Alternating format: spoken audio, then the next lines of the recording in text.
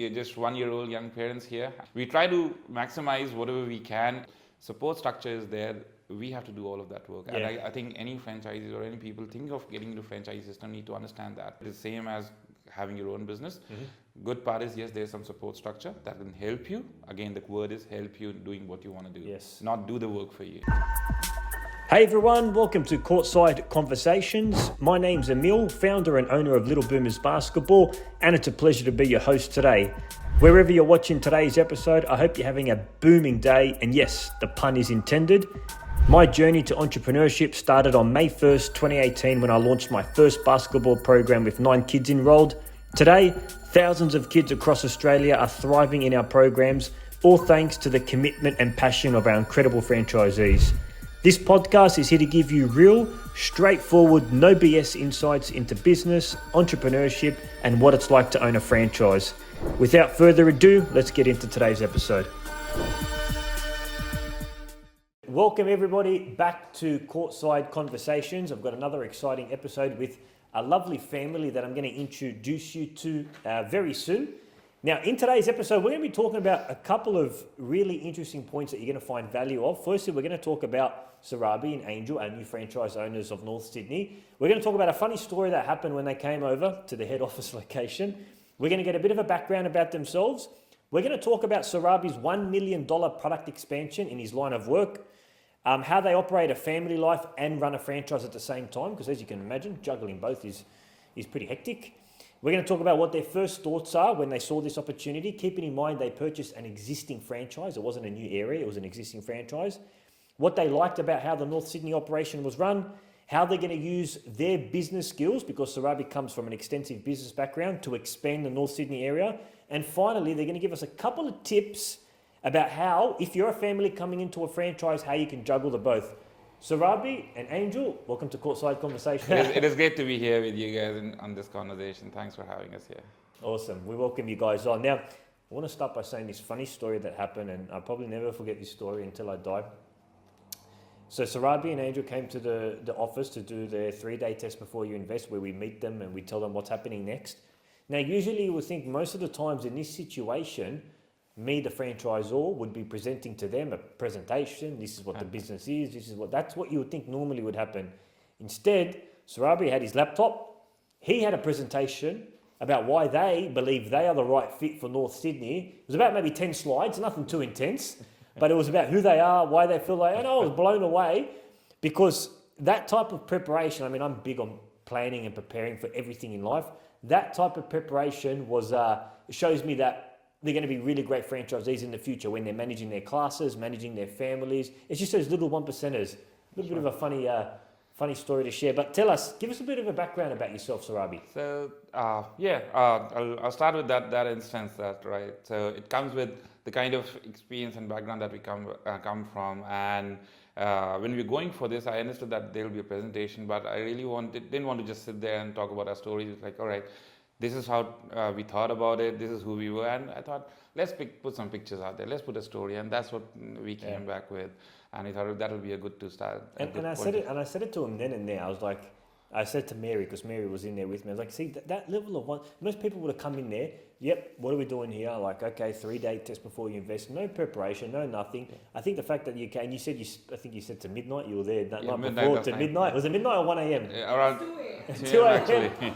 You know, preparing a presentation, like that type of stuff is what we love to see when we're looking at franchisees, just the preparation and the work that they do prior. Let's talk about you, Saurabh, first, and then we'll go over to Angel. Yep. Give us a little bit, in 2 minutes or less, a little bit of a summary of where you've come from, your line of work and everything before leading up to this opportunity. So just to start with, I'm an engineer by qualification, and I worked in engineering. And while I was in that field, I was working with a lot of business managers around that time in my line of work. And I started understanding business more, and I had an inclination into my early part of my career that this is something that I want to do. I want to get into the business line. I started with sales and marketing, and that led me to come to Australia in search of better opportunities through education or higher education. And that landed me to Canberra and did my master's there at ANU. Mm-hmm.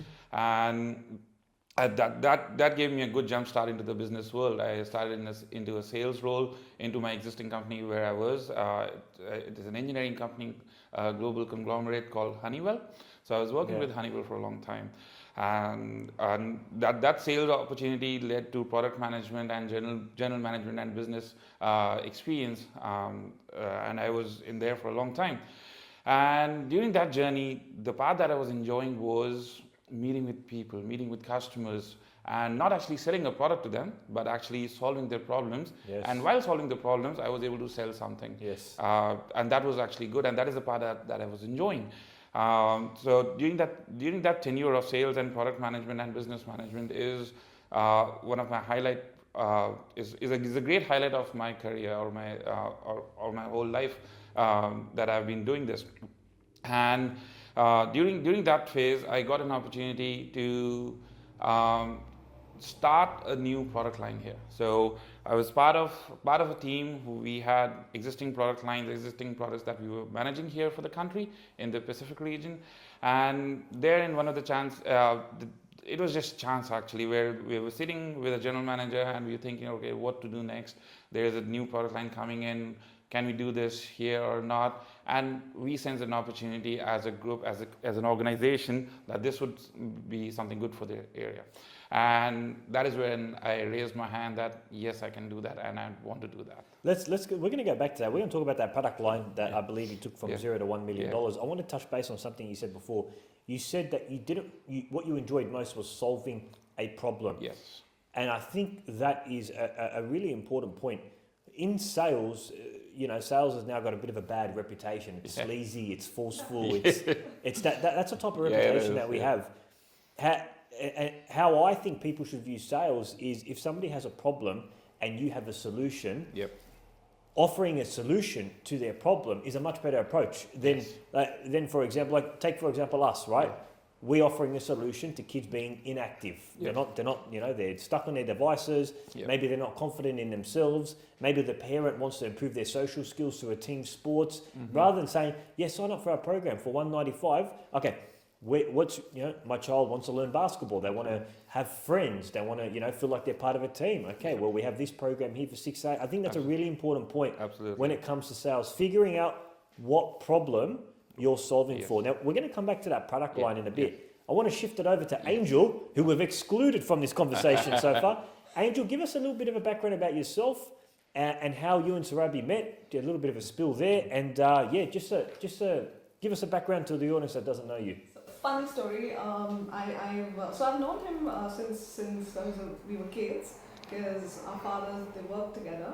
But funny story, when I met him after a long time, we were adults, he was working, he was in sales, and one of my first thoughts, I told him, I said, you're a salesman. You're sleazy. That's why you were laughing before. That's how she started. About me, I started my career as a financial consultant with an investment bank, and then a couple of years down the line, I moved towards marketing. And in Australia, that's what I've been doing for the past so many years now. I think one of the things that I enjoy about marketing is it's in real time. You're solving, like you mentioned, you're solving pain points, you're solving people problems. You are studying user journeys, and just trying to get people down the funnel. So that's something that I've really enjoyed. I'm really passionate about that in my job. Yeah. That's incredible. So we've got someone here with business and sales experience, and we've got someone here with the marketing that understands the user journey. You combine those two, that's a recipe for a very strong franchise. So Rabi, let's go back to this product line. When I asked you at your office, I asked you what's one of your biggest achievements in your life, either business or personal, and you said one of the biggest achievement was getting this product line that was at $0 to $1 million in revenue, right? And you were the head of the team, I believe. Right. Talk to us about that experience. I mean, you don't have to go into detail into that experience, but what it taught you the most, the biggest kind of lesson that you learned from this experience, or the biggest takeaway you learned leading a team from $0 to $1 million in a product line. So having the right team is a great recipe for that. But more importantly was the common aim that we shared of what we are trying to do. We're not trying to. We didn't think of getting $1 million, or we didn't think of making a multi-million-dollar product. We thought that, all right, we have an existing product, we are doing something out in the market, but the customers kept on telling us that, hey, this piece is missing. Yes. We are not able to do this better.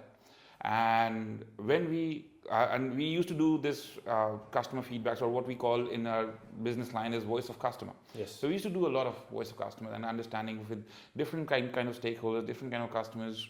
How is everything happening? What do you want? If you had a magic wand, what would you like to change? So these are the kind of things we used to do with them. And during that conversations over a period of time, we found a pattern that what is missing. Luckily, we had a strong company which was already invested into these kind of R&D initiatives and new product development initiatives, and they were doing something. They did that globally, and we knew that that product, in some sense, would fit here. And the corporate, being corporate, they said, okay, here's a product, go and launch, and you would want to do this. And I said, all right, I'll lead this, but this is not how it will happen. Yes, you have a product, it can do something, but it will not solve my customer's problem. If you have if you want to listen to customers first, see if you can tailor it, then go ahead. So again, got back to drawing boards. This is what everyone is saying they want. This is the kind of product that we have. So a gap. Here's a gap. Let's listen to the customers. This is the problem. Let's try to solve their problem. And globally, they launched in 1 month. We took 7 months to do that. 7 months, I was just in the drawing board and in front of customers trying to feed back to the team that this is what is required. So I was the mouth and earpiece from the customers or from a market that, hey, this is the problem that we have that can solve, that we are looking to solve. And I, being the lead of the team, I kept on taking those points and trying to chisel it down to what exactly is required. We didn't make it 100% ready product still. I mean, it's like what they call perfection is the enemy of progress. We didn't want to be a perfect product as well. So we took 7 months to study all of that and ensured we have somewhat right or somewhat solving people problems there and have some sort of a market fit. Once we were able to achieve that, then we got forward. And it took us very little time to actually get to one, from 0 to 1. Just because we were listening, and we were actually listening with an intent to solve it. That is what really helped us ahead. So that's really interesting. There's a saying in business that says, go slow to go fast. Go slow to go fast. Go slow to go fast. In your instance, it sounds like the first 7 months was feedback, right? With on the outset, if revenue wasn't growing, that could be seen as we're not making progress because you said that it exploded after 7 months. This is really important because I think in business, in any line of business, whether it's a franchise or a normal business, you got to be in tune with your customer, right? We all want to do a new product line. We want to do this. We want to add that, but we want to add what we think is going to work. What we think is going to work versus what the customer actually wants and what their pain points could be two stratospheric different things. Absolutely. And I think the fact that you continuously for 7 months go back to the customers. No, they don't like this, but they like this. Okay, cool. Feedback. No, they don't like this. No, they really like this. Keep doing this. That's a whole process. And I think any franchise or any business, if they want to improve their customers or their product or their service in any line of work, speak to the customer, find out their pain points, find out what they like, find out what they don't like, fix what they don't like, and keep doing what they like. And it sounds like after 7 months, when you got all that feedback, things just exploded to 1 mil. And customers understand that, right? So they also understand if you're listening to them, they understand and they have the expectations right. It's not that we'll say something and this is what will happen. If it is going in that direction, customers are simple creatures. They don't want best of everything. They want something that will help them keep going. And that is what we kept on doing. And in all fairness, it was just not me doing alone. So I had a very strong leadership here who was actually invested in that idea that yes, this is the right approach to take. And what we're doing is, it might not lead results. We didn't know at that time, but at least we're trying to be with the customer. And as I said, customers are very simple creatures. You get a good experience for them, even if it is at the first instance, it doesn't solve the problem. The experience is good. They value that you're working with them to take the next step. And that is what was important. That has helped us. That is what helped us. And we had a strong stream of followers after that who were, even if they didn't need it that time, they were actually referring others to, hey, you should use this. This is better than the others. Yeah, and I think So they appreciate it too when they you're appreciate actually asking them for advice or getting their feedback. The customer appreciate it.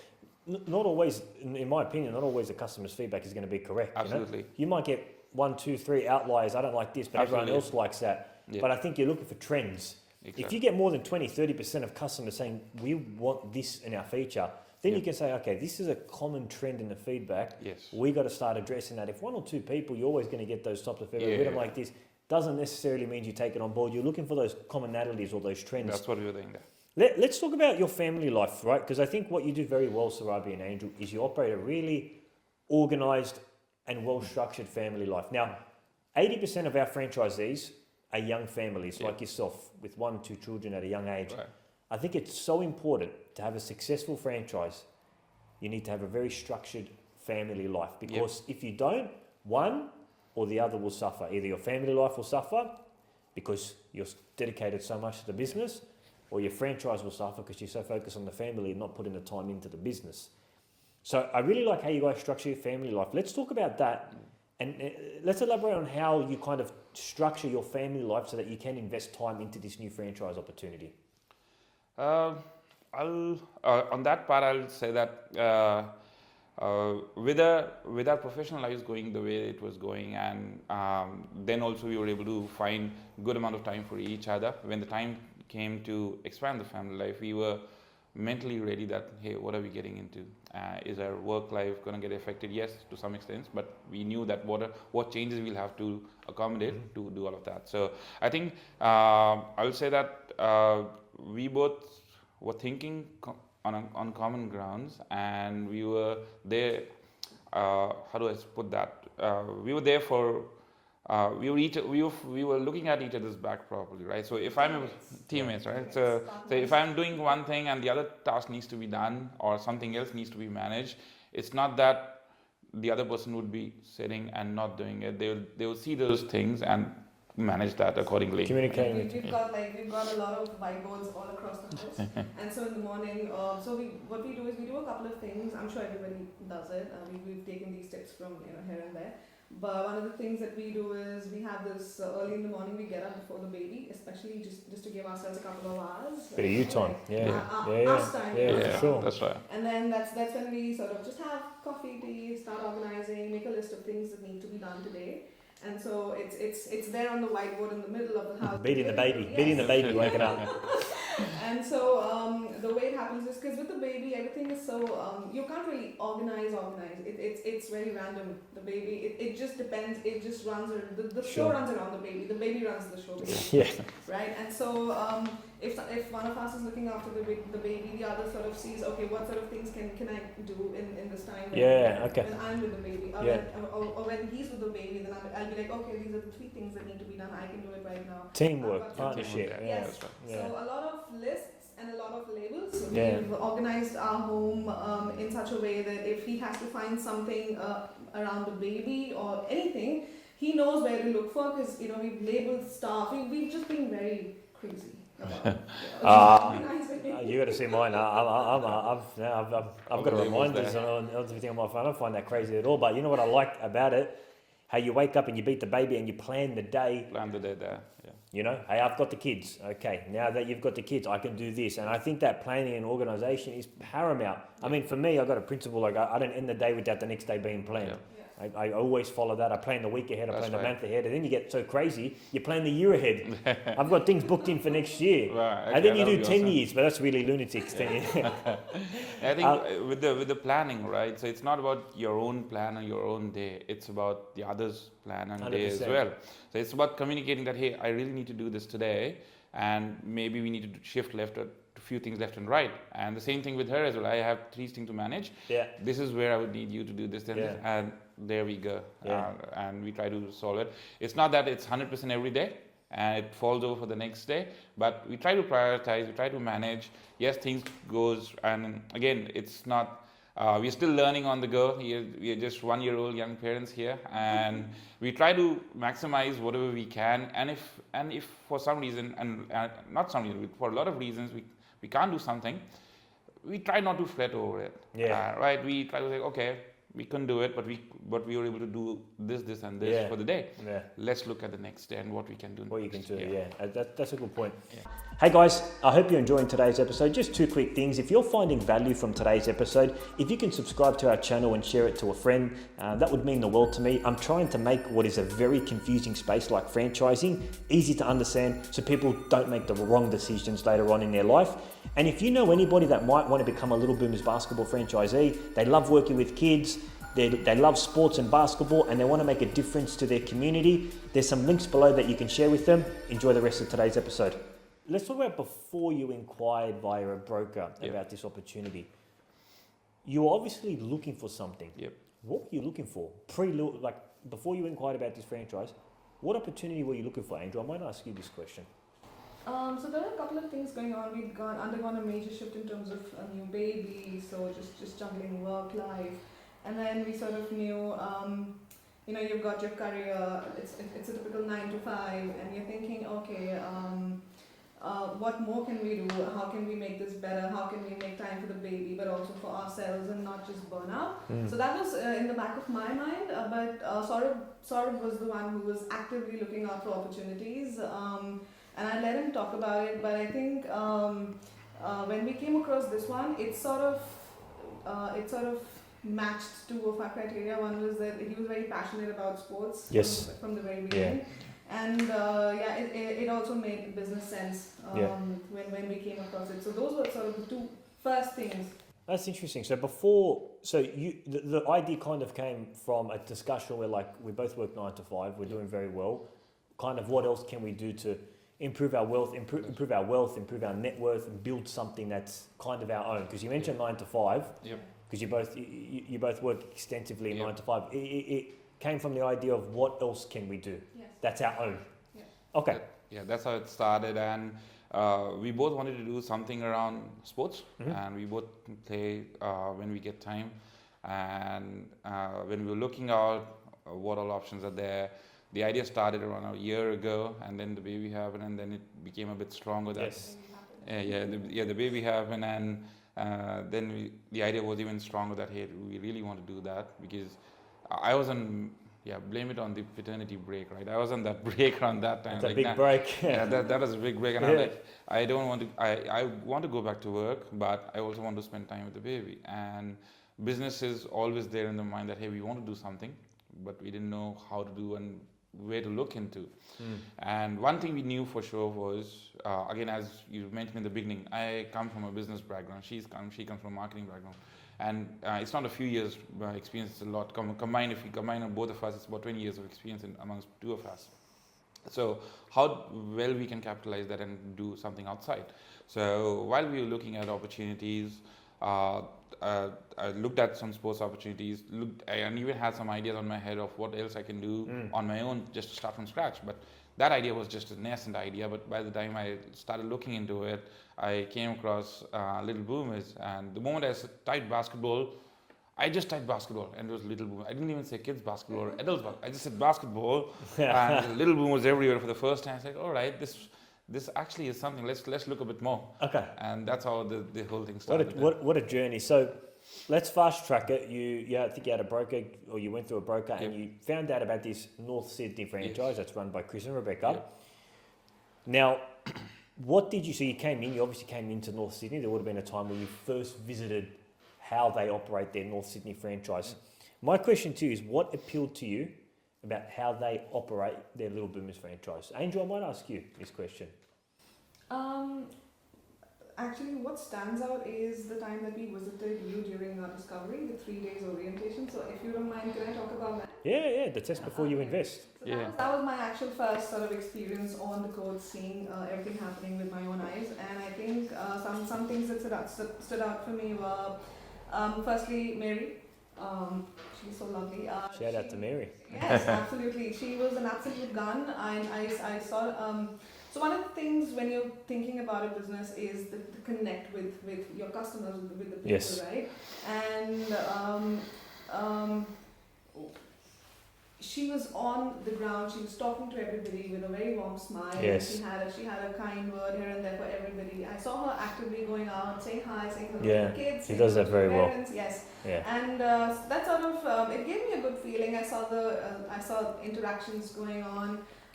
Saw the human touch to it, Mhm. and then on the court itself, I saw the kids. They looked happy. Yeah. And it's not easy. Yeah. Making kids happy. Absolutely. The kind of energy that was on the court, the coaches were awesome. Shout out to Jared. Gee, He was amazing. I think the kids loved him. yeah. And so just all of those things, you sort of leave with a very positive vibe. And I remember the first time I was there, we left after a couple of hours. I left with a very positive feeling. Yeah. Yeah. And till that time, I was a little scared because I'd been a worker bee throughout my whole life. We both have been worker bees, right? No experience of business as such. But then when we actually saw things on the ground, I left with a very positive feeling. I said, okay, this is something that we can think about. We should think about. Yeah, and you know what? That's interesting. For those that don't know, by the way, what Angel was talking about is a 3-day test before you invest. Every franchisee, before they become a franchisee, we get them to do a 3-day fully immersive experience. It's actually quite exhausting. It's 5 hours on the court to really get a feel for the work that we do and to shadow Mary as well. Because in my opinion, when you finish one of those tests before you invest days, you leave with something.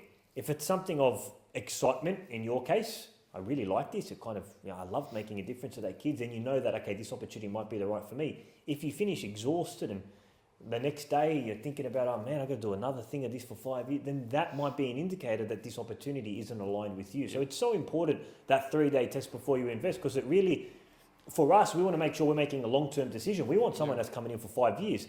Yep. You can't find that if you're going to do something for 5 years by doing a phone call, meeting the owner you've got to be in the trenches, doing the work that Mary does, doing the work that the coaches does. So that's really interesting. Now then, you visited North Sydney. You were complimenting them off camera about the operation. So Rob, talk about how they ran their franchise that appealed you to say, okay, I feel like I'm buying a really good business here.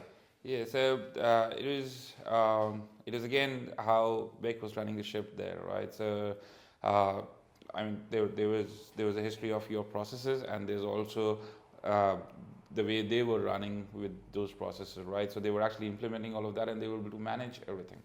The coaches seemed very happy and content, and it was just not about how she mentioned about Mary talking to the parents and the kids. She was doing the similar stuff. It was also about Mary keeping an eye on the coaches and on the court that, hey, is everything happening there? There's any intervention required on the court with the coaches? And I saw on a few occasions where she actually told, I think it was Gerald, one of the coaches, that, hey, that particular kid needs a bit more attention. Those are the 1%ers, aren't they? Yeah, the 1%ers. Yeah, that's right. And it was, she was able to look from outside what helped or what changes need to be done on the court inside, right? So that, and same thing I saw when Beck was there on court. Everything from arranging for the day to giving a high five in the beginning to the coach to the coaches to have a great day ahead, and also interacting with the parents, and we were there for a few hours, and everything was just happening back to back and just in a systematic process. And that was a treat to watch. You know what, Saurabh? That's interesting, because when you say that Rebecca was mimicking what Mary did, checking in the members, that's really good, because when we bring a franchisee in, we want them, we got our model location in Riverwood, right, that we still own. We want them to go out there to do the exact same work that we're doing, delivering that type of experience, because they say with the franchise that the experience needs to be the same. So if you go to Victoria, Little Boomers, Queensland, Victoria, you're going to see somewhat of a similar experience. So the fact that Chris and Rebecca were doing that amazing job, I mean, it goes to show you in their growth, in their enrollments. They did a really good job. Well. Yes. Now, let's talk about your business skills. I want to ask you, Saurabh, there's a lot of work that can be done in North Sydney, a lot of opportunity. It can be easily a 300 enrolment area. How are you going to use your business skills to expand what the amazing job already Chris and Rebecca has done? So one, I would like to comment on the kind of amazing job that they have already done. That gives us a shout out to Chris and Beck. Shout out to them, shout out to you guys that helped them to achieve that scale too in that 1 year. That certainly gives us a good push start, like Good platform. Yeah, good platform to launch from there. Now, combining our skills and experience, a lot of it would be on the marketing and the digital side, right? So I'll be leaning on to Angel to give us some amazing ideas, but we already have a few ideas on our head of what needs to be done and how to approach the local population there. Yeah. We have a large marketing area that we can get onto. There are a few shopping centers that we can already target, a lot of schools and daycares we did have a discussion with Rebecca on this, and that gave us a lot of ideas on our head. So coming back to my business skills, so I'll go back to sales one-on-one, right? Start one-on-one. Sales one-on-one there. Start door knocking to wherever I can onto those prospects and leads that I have. Leads generation from you or from any campaigns that we run at our end. And I'll be the salesperson going on door knocking there, just from the basic levels, and get on from there.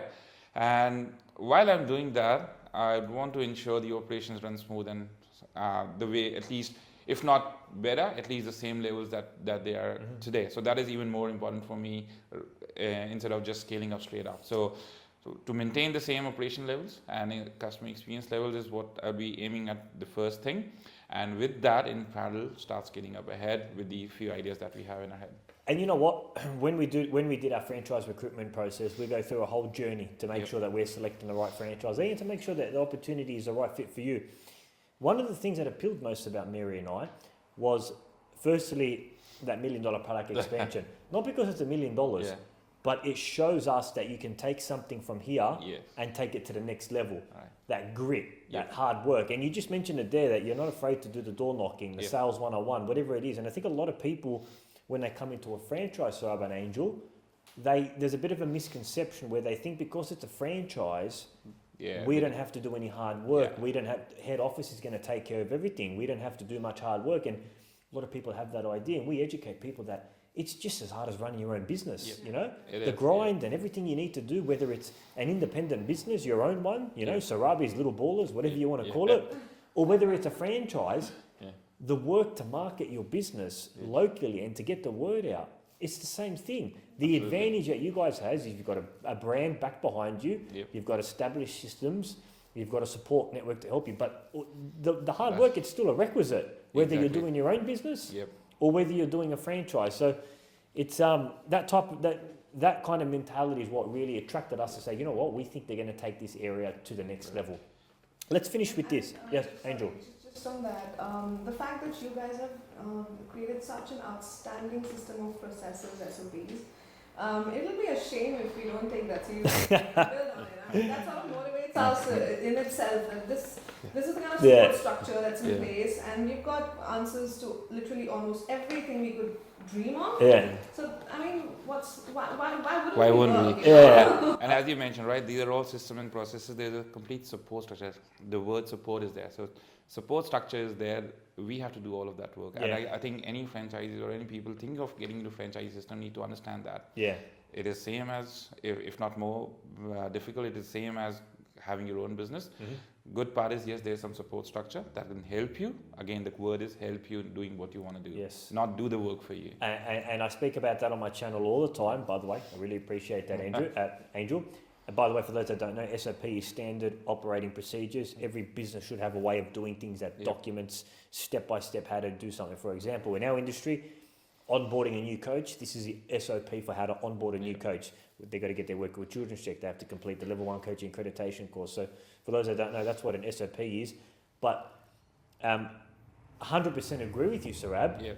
Support can be a little bit of a murky word, you know? Support, so you guys are going to do everything for me? Like, no. We've got the systems in place. Like the handover procedure, when you guys took over that area, you mentioned before how you complemented, the procedure we had and the coordination between admin and the new franchisee, the incoming and the outcoming franchisee. We've invested heavily on support. We've got Greg, our franchise performance coach.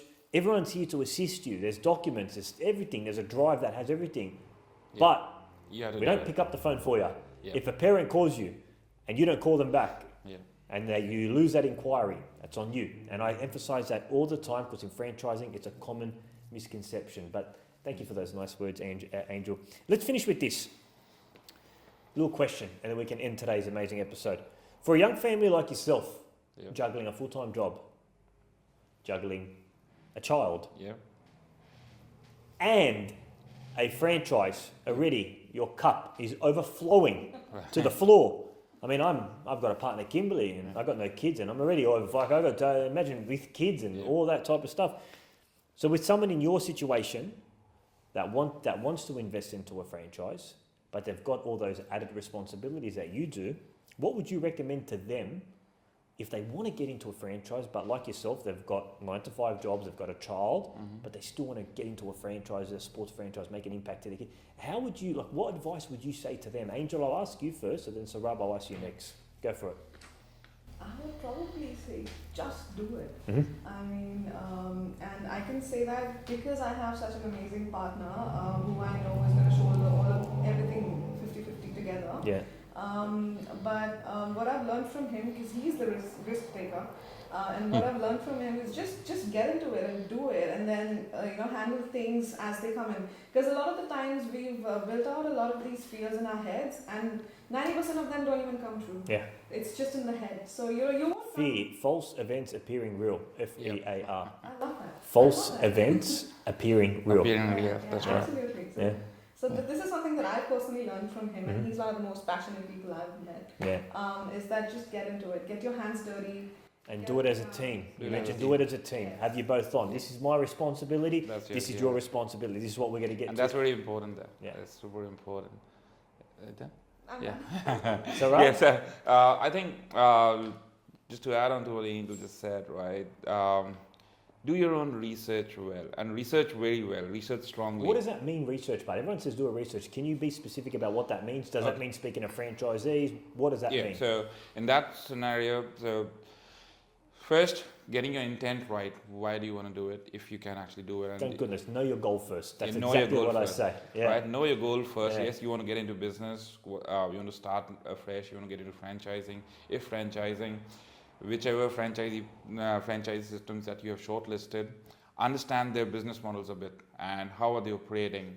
If possible, go and visit one of their centers Yes. beforehand and see how does it look like, and have those discovery sessions. And when you're researching, if you're research to jot on 3 or 4 franchises that you want to be part of, and then you go into looking at those centers, how are they operating. It could be anything, a pizza shop or a basketball center Yeah. or anything. Just look at how those things are operating.